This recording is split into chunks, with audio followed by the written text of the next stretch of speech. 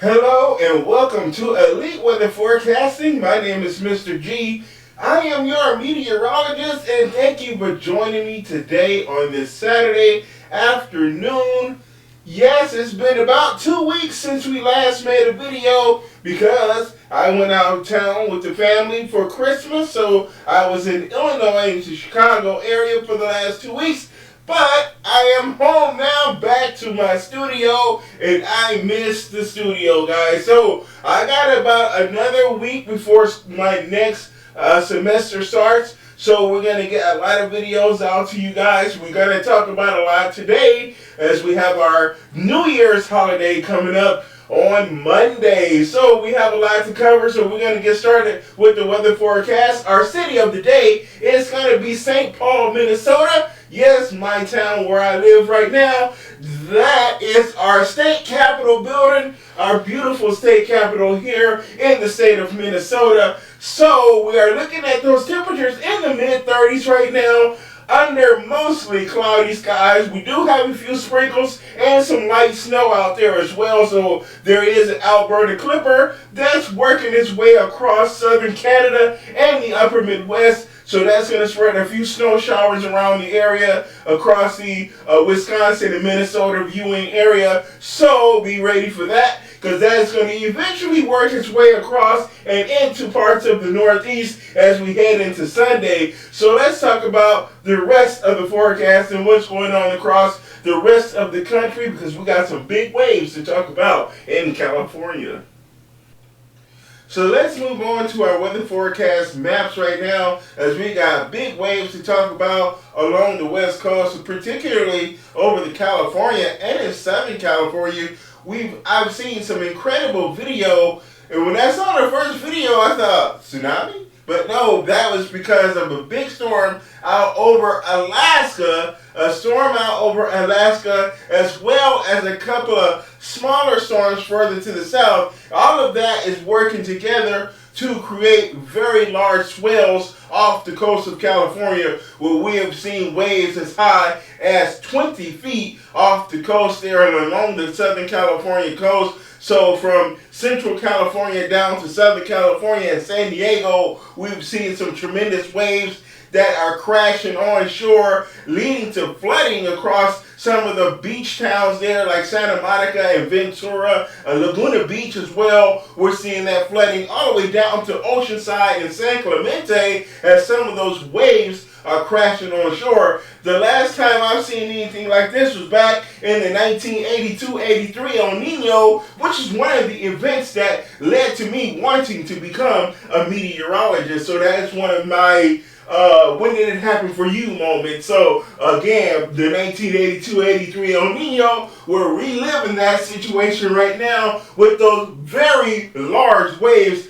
Looks like a tsunami coming ashore. Those waves are crashing over and coming up the beach, going into the city and down city streets. We're seeing that flooding along the coastal towns there in Southern California. So as we can see, those large swells and breaking waves because of these storm systems out over the Pacific there and off the coast of Alaska, as well as a strong onshore flow. So we're going to be seeing those swells hitting the west and south facing beaches there in Central and in Southern California as well. So those waves are going to be breaking 15 to 25 feet high. We're going to see that coastal flooding and erosion, so beach erosion from the force that those waves are hitting some of the bluffs, especially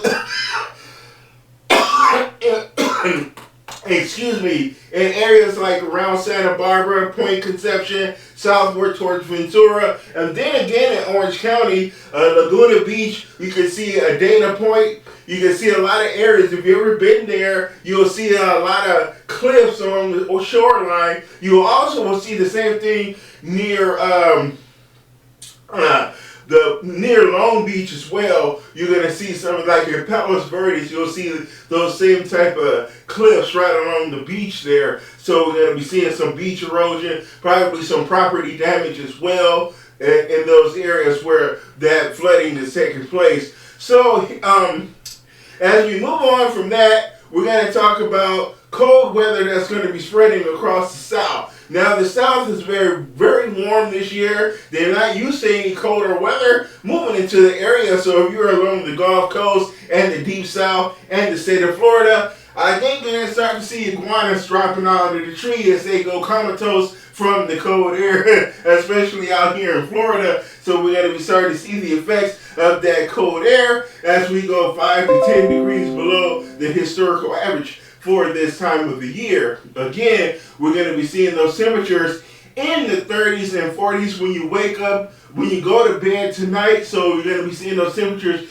drop into the low 30s to lower near 40 in North Florida, but we'll see those temperatures in the 40s and 50s across South Florida as well. Now, if you're here in the Twin Cities where I live in the upper Midwest, you're like, what? That's wonderful daytime temperatures. We in shorts to see this. If we see this in December, that is amazing. We saw some 50s for highs in December, which is also, this is the warmest December for Minnesota since 1895. So again, you look at what we've been seeing. We've saw temperatures like this through parts of December, and it's like, yay, it's a wonderful thing. But here in Florida, they're not used to this. This is not normal, so it's good. It can get this cold, but usually that happens in late January, maybe early February. We see it cold, so a little bit early in the year for that kind of cold across the state of Florida. But again, for them, that's really, really cold. So we're going to see that cool air as we head through your Sunday as well. We have a frontal center to a frontal boundary here to the north across parts of the Mid-South and the Southern Plains, but that's going to lead for mild weather across the Mid-Atlantic and into parts of the Appalachians. But we're going to see cool high pressure down here across the Deep South and the state of Florida and along the Gulf Coast. So cool weather for you guys, and a little bit of rain showers is going to come sneaking in here through parts of East Texas and western Louisiana as well for your Sunday. But not a whole lot to worry about with that.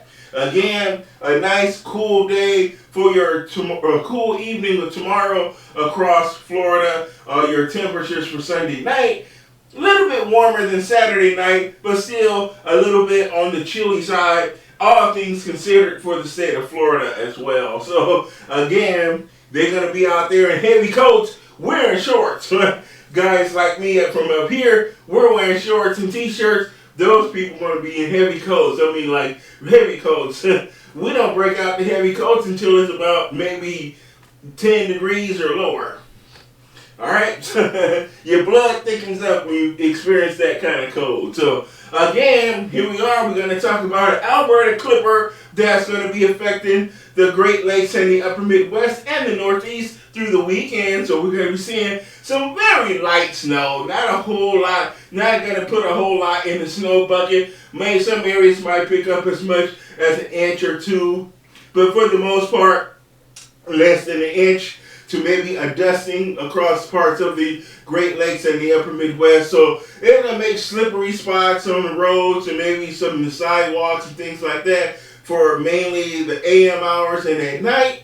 And during the day, it might be warm enough for rain even. So in some locations, we're going to see reduced visibility at times, and some of that snow might be blowing. So it's going to be very low moisture content snow, so fairly dry snow. So it's going to be easy to blow in the wind and quite dusty in a way. So we're going to see that general coating to an inch of snow for the most part. So not the biggest snowstorm in the world, but it's enough to be a bit of a nuisance. We're going to see that snow on Sunday as well as it's making its way across the Great Lakes. So we're going to see that low pressure center zipping across Michigan and into Ontario. But we're going to see that rain and snow mix. It's going to be a little bit warmer to the south, and that's going to work across the Northeast, and we're going to see that milder air further down the south toward the Mid-Atlantic states. So Virginia and the Carolinas, maybe Maryland and Delaware, we're going to see a bit milder for you folks. Okay, so you're not going to worry about any effects of the Alberta Clipper.